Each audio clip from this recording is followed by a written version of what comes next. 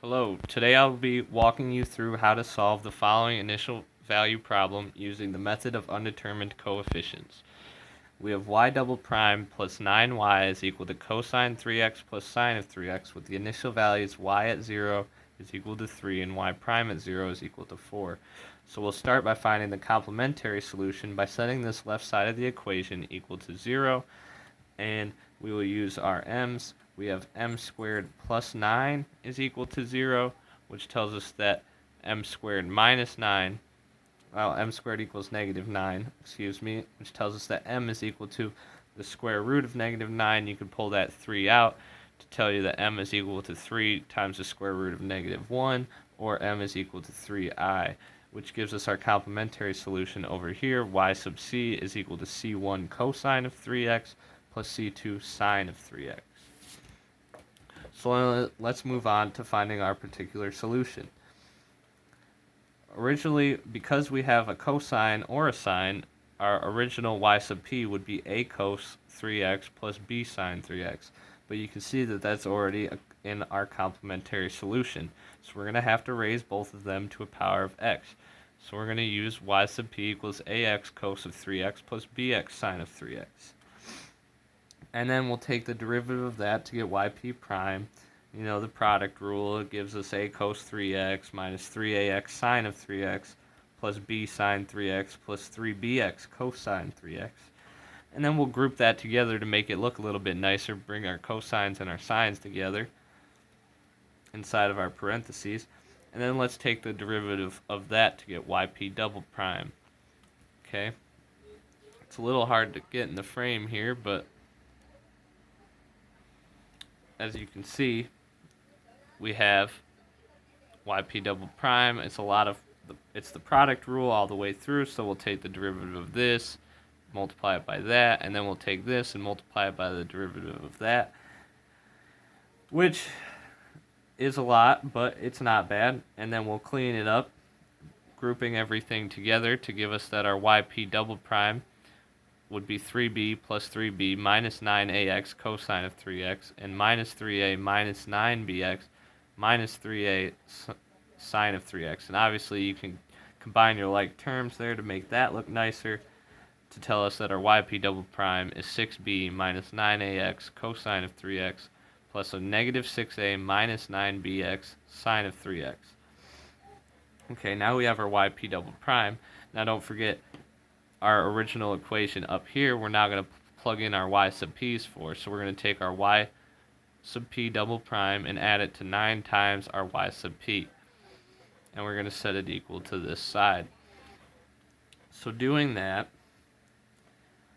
I plug in my y sub p double prime, which is this right here. It's all just brought down. And then plus 9 times our regular y sub p. And I just factored that in immediately to make it look nicer. So I have plus 9ax cosine 3x plus 9bx sine of 3x. Okay, so that's our equation. And then let's go ahead and group those together so that way it looks nicer. We're ready to use our method here. And as you can see, grouping everything together, the cosines with the cosines together and the sines together, we get 6b minus 9ax plus 9ax, so those cancel, times cosine of 3x, and minus 6a minus 9bx plus 9bx sine of 3x is equal to cosine 3x plus sine of 3x. So as you can see, those both cancel, and the coefficients in front of cosine and sine is 1, so that tells us that these values should equal 1. So that tells me that 6b is equal to 1, and that negative 6a is equal to 1 as well. Okay, and then, so that's pretty easy. That tells you b is equal to 1/6 and a is equal to negative 1/6, so our y sub p form is negative 1/6x cos 3x plus 1/6x sine of 3x. Okay, and then don't forget, way up here we had our initial values. Y at 0 equals 3 and y prime at 0 equals 4. So we're going to so now we're going to get our y, which is y sub c plus y sub p. So adding those together, that gives us this. Okay. And then we're going to have to take the derivative of that, so we'll go ahead and do that now. And I ran out of some space here, but negative 3c1 sine of 3x plus 3c2 cosine of 3x, that takes care of the y sub c.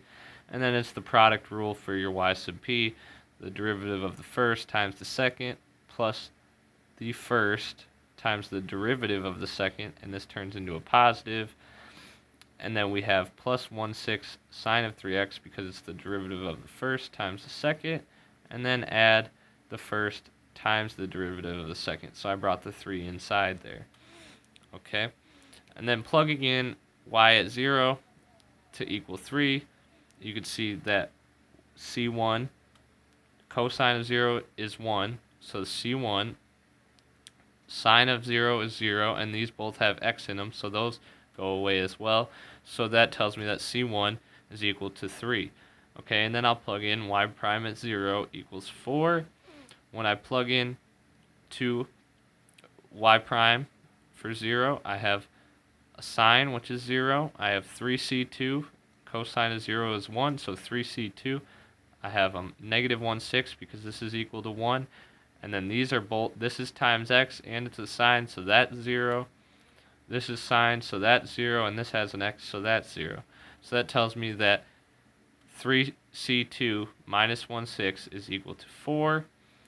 Coming down here, I have 3c2 is equal to 4 plus 1/6.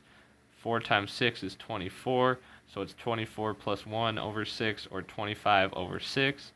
Multiply both sides by 1/3 because we have 3c2 equals 25 over 6. And that ultimately tells me that c2 is equal to 25 over 18. And then I have finished the problem plugging all those values in. We have c1, which is 3 cosine of 3x plus 25 over 18 sine of 3x minus 1/6x cosine of 3x plus 1/6x sine of 3x. And we have solved the following initial value problem using the method of undetermined coefficients.